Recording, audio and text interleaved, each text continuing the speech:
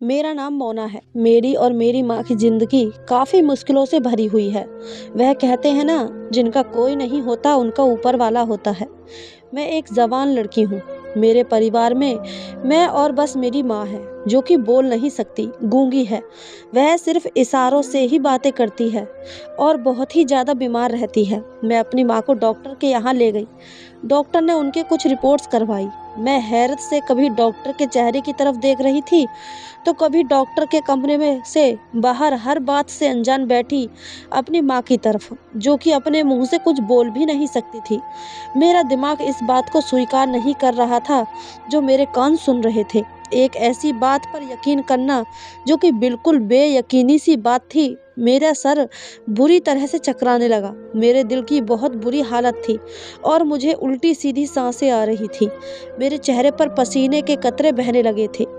ये कैसे मुमकिन था? मैंने हथेली से अपने चेहरे पर आए हुए पसीने को साफ किया।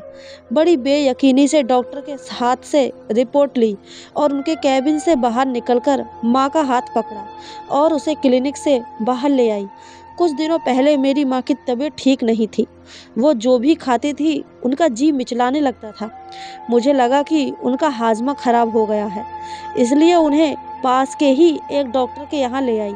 लेकिन जो खबर मुझे उस सुनने को मिली, उसे सुनकर मेरा दिमाग चकरा कर रह गया था। मुझे डॉक्टर ने अकेले अपने कमरे में बुलाया था। माँ बाहर कुर्सी पर बैठी थी। मुझसे बड़े राज के साथ उन्होंने ये खबर मुझे सुनाई, क्योंकि इस उम्र की औरतें कम ही गर्भवती होती हैं। मैं माँ का हाथ थामे गुमसुम सी उन्हें अपने घर ले जा रही थी।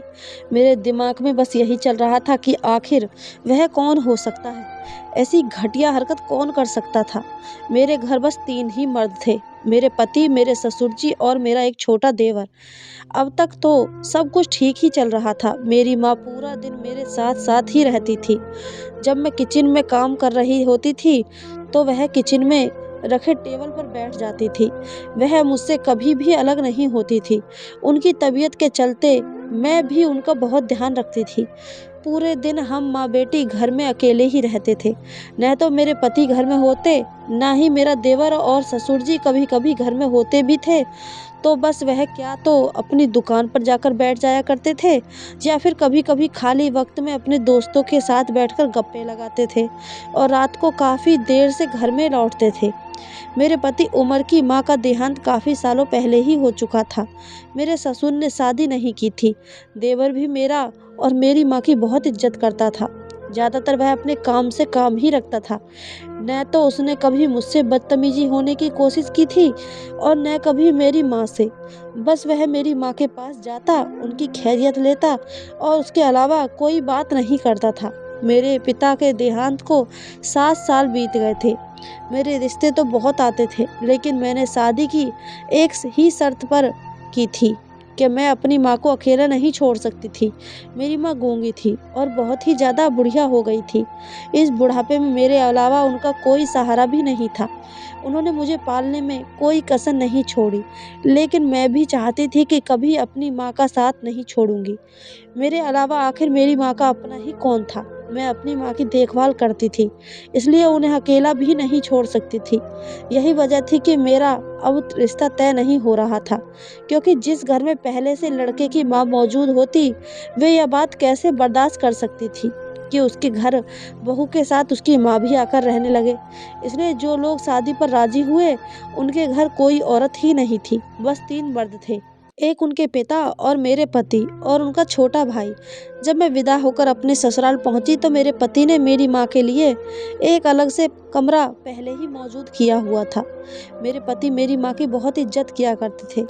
देवर यूनिवर्सिटी में पढ़ता था, ज़्यादातर वहीं रहता था, घर काम से ही आता था। बहरहाल ऐसा कुछ नज़र नहीं आ रहा था कि उन लोगों पर मैं शक करती, लेकिन जो रिपोर्ट इस वक्त मेरे हाथ में थी, वह मुझे कुछ और ही समझा रही थी। ना चाहते हुए भी मेरी सोच अपने घर में मौजूद मर्दों की तरफ जाने लग गई। मैं एक बहुत बड़ी मुसीबत में फंस चुकी थी। बेशक मेरे पति बहुत अच्छे थे, मेरी माँ का ख्याल भी बहुत रखते थे। मेरी माँ के साथ जो हुआ था, अगर ये बात मैं अपने ससुराल वालों से पूछती, तो यकीनन वह मेरी माँ के साथ साथ मुझे भी घर से बाहर निकाल देते। मैं बहुत परेशान थी। जब घर पहुंची तो मैंने माँ को भी कुछ नहीं बताया। उन्हें जैसे ही ये खबर सुनाती, उनका तो शायद यह सुनकर बीपी ही हाई हो जाता। वह पहले ही ब्लड प्रेशर की मरीज थी। मेरा दिमाग बिल्कुल ही काम करना बंद कर चुका था। मैं किस पर शक करती, कौन था जो ऐसी घटिया हरकत कर रहा था।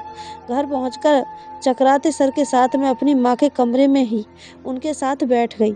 माँ मुझे इशारा करने लगी। मैंने पूछा, क्या हुआ, क्या कहना चाहती हो? वह मुझसे कहना चाह रही थी कि तू क्यों चुप है, क्या हुआ, डॉक्टर ने क्या कहा? क्योंकि मैं बहुत ही बातूनी लड़की थी, हर वक्त बातें करती रहती थी, लेकिन आज तो मेरी बोलती ही बंद हो चुकी थी। मैंने माँ से कहा, नहीं माँ, कोई बात नहीं है, डॉक्टर ने आपको दवा दे दी है, आप ठीक हो जाएंगी। माँ आप आराम कर लीजिए। यह कहकर मैंने माँ को उनके बेड पर लेटा दिया और खुद किचन में आ गई। खाना तैयार करते हुए ही मेरा दिमाग लगातार अपनी माँ की तरफ ही था। वह बोल तो नहीं सकती थी, लेकिन समझती तो सब थी। उनको महसूस भी सब होता होगा कि आखिर कौन उनके करीब आता है, कौन हो सकता है, मेरे ससुर जी या फिर देवर। मेरे दिमाग की रंगें खींचने लगी। मेरा सर दर्द से बुरी तरह से फटा जा रहा था। मुझे कोई भी बात समझ नहीं आ रही थी कि आखिर मैं क्या करूं, किससे बात करूं। मेरे पति तो अपने पिता और भाई के बारे में कभी भी कोई ऐसी बात बर्दाश्त नहीं कर सकेंगे, और माँ से कैसे बात करूं, कैसे बताऊं उन्हें। जब उमर ऑफिस से वापस आए तो मेरे लिए एक फूलों का गुलदस्ता लेकर आए, लेकिन मैं मुस्कुरा भी नहीं सकती थी। मैं जिस मुसीबत से गुजर रही थी वह मेरे लिए नाकाबिले बर्दाश्त सी थी। मुझे चुप देखकर उमर मुझसे कहने लगे, क्या हुआ, चुप क्यों हो, तबीयत तो ठीक है ना तुम्हारी? मैं क्या जवाब देती। मैंने कहा कि मेरे सर में बहुत दर्द है। वह कहने लगे, खाना खा लो फिर दवाई खा लेना। मैं सोच रहा था कि खाने के बाद हम शॉपिंग पर चलेंगे, लेकिन तुम्हारी तबीयत ठीक नहीं है, इसलिए तुम आराम करो। खाना खाकर मैं अपने कमरे में आ गई। माँ की रिपोर्ट अलमारी में छुपा दी ताकि उन्हें कोई देख ना ले। मैं ये जानना चाहती थी कि आखिर माँ के कमरे में आता कौन है। रात को जब उमर कमरे में आए तो मैंने कहा कि माँ की तबीयत कुछ ठीक नहीं है। वह मुझसे माँ के बारे में पूछने लगे, क्या हुआ माँ को? मैंने कहा कि उमर, आज रात में माँ के साथ सोना चाहती हूँ, उनकी तबीयत ठीक नहीं है। मेरी बात सुनकर उन्होंने ऐतराज़ नहीं किया। वह कहने लगे, इसमें पूछने वाली क्या बात है, तुम जाओ अपनी माँ का ख्याल रखो। उमर बहुत अच्छे इंसान थे। मुझे कभी भी मेरी माँ के मामले में उन्होंने मेरे साथ किसी भी तरह की कोई सख्ती नहीं की थी। मैं माँ के साथ उनके कमरे में जाकर लेट गई। माँ सो रही थी, लेकिन नींद में उनकी जो घबराहट थी वह मैं महसूस कर सकती थी। माँ की घबराहट देखकर तो मेरे होश उड़ गए। इसका मतलब था कि कोई रात को मेरी माँ के पास आता है, और उनके साथ यही सब सोचकर मैं पूरी रात सो नहीं पाई थी। रात भर कोई कमरे में आया भी नहीं था। सुबह नाश्ते के बाद उमर और मेरा छोटा देवर घर से चले गए। मेरे ससुर जी अपने कमरे में चले गए। मैं माँ को अपने कमरे में ले आई। मैंने माँ से पूछा कि रात को उनके कमरे में कौन आता है। जो कुछ मेरी माँ ने बताया मेरे होश उड़ने के लिए काफ़ी था। उन्होंने इशारा करते हुए मुझे बताया कि कोई आदमी आता है और उन्हें नशे की गोलियां सूंघाकर बेहोश कर देता है। उसके बाद उन्हें कोई होश नहीं रहता कि उनके साथ क्या हुआ। माँ को भी नहीं पता था कि वो आदमी कौन है। मेरा पहले शक मेरे ससुर पर गया, क्योंकि घर में हर वक्त वही मौजूद होते थे। लेकिन फिर यह भी ख्याल आने लगा कि वह तो बहुत ही अच्छे इंसान हैं, हमेशा ही भगवान से अपनी मरी हुई बीवी की आत्मा की शांति की प्रार्थना करते रहते हैं। मेरा दिल बड़ा अजीब सा होने लगा था। एक तरफ तो मेरे ससुर थे जो बहुत ही अच्छे इंसान थे और बहुत ज़्यादा समझदार, दूसरी तरफ मुझे अपने देवर पर शक होने लगा। रातों को काफ़ी देर तक उसके कमरे से टीवी की आवाज़ें आती रहती। एक बार वह मुझसे कहने लगा कि आप बिल्कुल अपनी माँ पर गई हो, आपकी माँ बहुत खूबसूरत है, आपकी माँ नहीं बल्कि आपकी बड़ी बहन लगती हैं। ये बात उसने मेरी शादी के शुरू के दिनों में ही करी थी। मैंने हंसकर टाल दी थी, लेकिन अब दिमाग में आते ही मेरे अंदर एक आग सी लगने लगी थी, और ये सब बातें मुझे नाकाबिले बर्दाश्त थी। कोई मेरी माँ को बेहोश करके उनके साथ ज़बरदस्ती करता था। मेरी माँ को महसूस होता था कि उनके साथ कुछ गलत काम किए जा रहे हैं, लेकिन वह बेहोशी में होती थी। मेरे लिए ये बात एक नाकाबिले बर्दाश्त सी हो गई थी। वह जो भी था उसे शर्म नहीं आती थी उस शख्स को, एक गूंगी और बीमार औरत को हवस का निशाना बनाते हुए। मेरी बेबसी ये थी कि अगर मैं आवाज़ उठाती तो तलाक का दाग मुझे मिल जाता। उमर लाख अच्छे सही, लेकिन अपने पिता के खिलाफ वह कोई बात नहीं सुन सकेंगे, न ही उनके खिलाफ कोई बात मानेंगे। जितनी वह मेरी माँ की इज्जत करते हैं, उतने ही वह अपने पिता की भी सेवा करते थे। वैसे तो मेरे ससुर जी भी मेरी माँ को बहन जी कहते थे। मेरे सामने तो उन्होंने कभी नज़र उठाकर भी मेरी माँ की तरफ नहीं देखा था, लेकिन जो कुछ वह शराफत की आड़ में कर रहे थे वह बहुत घटिया काम था। मुझे अपने ससुर पर गुस्सा आने लगा। मुझे याद आने लगा, जब मैं काम करती थी तो मैं मेरे साथ किचन में होती थी। मेरे ससुर कभी किचन में आकर मुझसे कहने लगते कि मैं उनके कमरे की चादर बदल दूं। मैं किचन से निकलकर उनके कमरे में जाती और जब उनके कमरे की सफाई करके आती तो वो किचन में अपने लिए चाय बना रहे होते। जब मैं किचन में आती तो कहते, मैंने सोचा तुम थक गई होगी, इसलिए मैंने चाय खुद बना ली है। तो मुझे मुस्कुराकर देखकर अपना कप उठाए किचन से बाहर निकल जाते। उस वक्त मुझे ये बातें आम सी लगती थी, लेकिन अब तो हर आम सी बात पर मुझे शक होने लग गया था। एक बार वह बाजार से मेरे लिए फल लेकर आए तो 1 किलो अलग से मुझे पकड़ा दिए गए। कहने लगे, तुम्हारी माँ काफ़ी कमज़ोर होती जा रही है, तुम शायद झिझक की वजह से उनके लिए कुछ मंगवाती नहीं हो, इसलिए ये सब उन्हें दे देना। उस टाइम भी मुझे ऐसा लगा कि वह मेरी माँ का एहसास कर रहे हैं। मेरी रात में आँख खुली तो मैंने देखा कि उमर कमरे में नहीं थे। फिर काफ़ी देर बाद वे कमरे में आए तो मैंने पूछा कि आप कहाँ गए थे? तो वो कहने लगते, मुझे सिगरेट पीने की आदत है। रात को जब पिताजी गहरी नींद में सो जाते हैं तभी मैं छत पर जाकर सिगरेट पी लेता हूँ, वरना पिताजी को फ़ौरन सिगरेट की बू आ जाती है तो वह मुझे डांटते हैं। मैं मुस्कुराकर कहती कि वह आपके फ़ायदे की ही बात करते हैं। वे मामूली सी बातें जो आम घरों में हो जाती हैं, मुझे उन सब बातों पर शक होने लगा था। मेरी माँ उस उम्र में एक बहुत बड़ी परेशानी में पड़ चुकी थी। एक ऐसी तकलीफ़ में थी जिससे वो अनजान थी और मेरे लिए हर पल परेशानी भरा गुजरा रहा था। मैं कैसे अपनी माँ को ये सब सच बताती जो मैं डॉक्टर से सुनकर आ रही थी। ना तो वो बोल सकती थी और न ही अपनी परेशानी किसी को बता सकती थी। वह ना भी बताती तो ये बात कौन सी छुपी रह सकती थी। वह बाहर से तो चुप ही थी, लेकिन अंदर कितनी परेशान और कितनी तकलीफ़ों से गुजर रही थी मैं भी जानती थी। अब मैं रोज़ उमर से बहाना बनाती कि माँ की तबीयत ठीक नहीं है, मैं अपनी माँ के पास सोने जा रही हूँ। रात भर मुझे उसी शख्स का इंतज़ार रहता जो मेरी माँ को इतनी परेशानियाँ देता था। कुछ दिन तो उमर चुप रहे, लेकिन उसके बाद मुँह से तो कभी उन्होंने कुछ नहीं कहा, लेकिन वो मुझसे कुछ उखड़े उखड़े से रहने लगे थे। उनकी नज़रों में मेरे लिए शिकायतें नज़र आती थी। हमारी शादी को कुछ ही महीने गुजर गए थे। वह मुझसे बहुत मोहब्बत करते थे।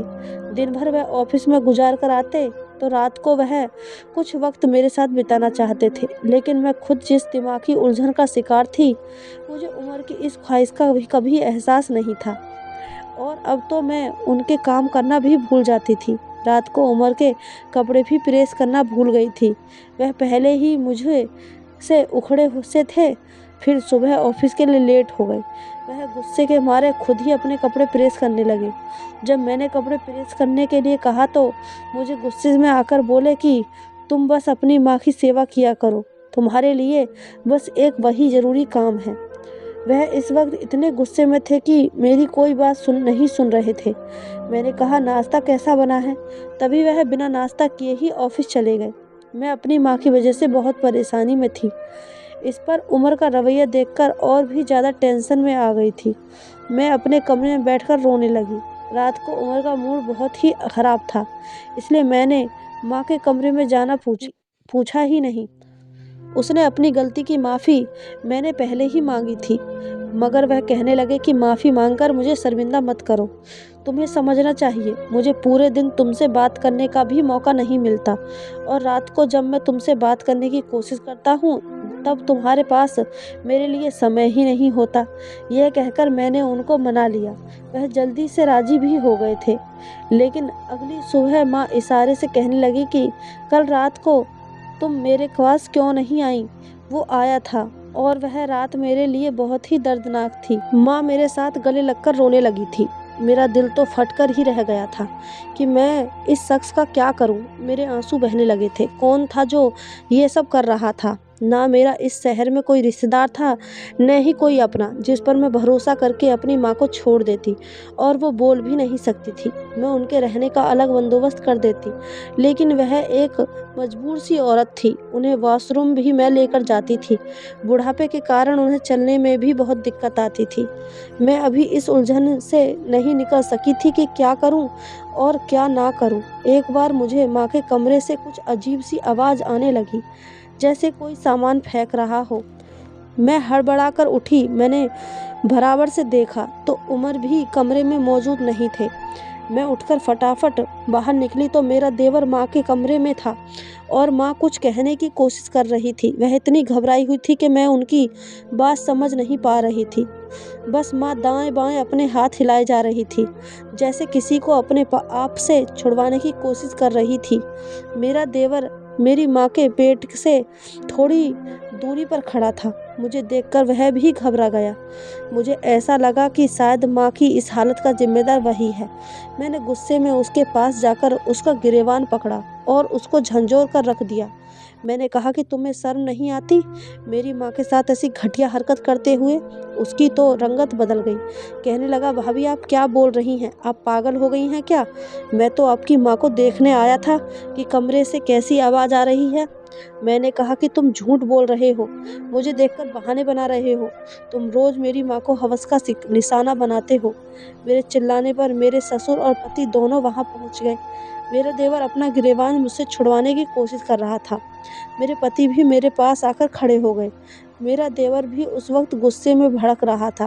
कहने लगा कि आपकी माँ मेरी माँ जैसी है, आपको शर्म आनी चाहिए ऐसा इल्ज़ाम लगाते हुए।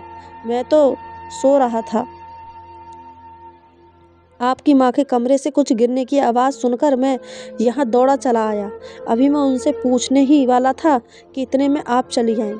मैंने उससे कहा कि नहीं, तुम झूठ बोल रहे हो। मेरे पति ने मेरे हाथ से देवर का गिरेबान छुड़वाया और मुझ पर भड़क उठे। कहने लगे कि तुमने इतनी रात को क्या तमाशा लगा रखा है? रात के वक्त तुम इतना क्यों चिल्ला रही हो? आसपास के पड़ोसी क्या सोचेंगे हमारे बारे में? उमर की बात को नज़रअंदाज करके मैं कहने लगी कि आपका भाई अच्छा लड़का नहीं है। ये रोज़ रात को मेरी माँ को बेहोश करके उनके साथ मेरी बात भी नहीं पूरी पहुँची थी कि उमर ने मेरे गाल पर एक बहुत ज़ोरदार तमाचा मारा। मैं दूर जाकर गिरी। उमर ने कहा, क्या बकवास कर रही हो तुम? जो तुम्हारे मुँह से आएगा तुम बोल दोगी। तुम होती कौन हो मेरे भाई पर इल्ज़ाम लगाने वाली? मेरे ससुर बहुत गुस्से में आ गए। कहने लगे, एक तो हमने इसकी सगी माँ को बेसहारा समझकर, बहन समझकर अपने घर में रखा है, और ये एहसान फरामोश मेरे ही बेटे पर इल्ज़ाम लगा रही है। आखिर वही हुआ जिसका मुझे डर था। मेरा घर टूट रहा था। मुझे उमर ने कहा कि मेरी माँ इस घर में अब नहीं रह सकती। मैं उनका कहीं और इंतज़ाम कर दूँ। मैं पहले ही इन बातों से बहुत परेशान हो गई थी। अपनी माँ को लेकर कहाँ जाती? अपना घर मैंने शादी से पहले ही किराए पर दे दिया था। इतनी जल्दी तो वह भी खाली नहीं हो सकता था।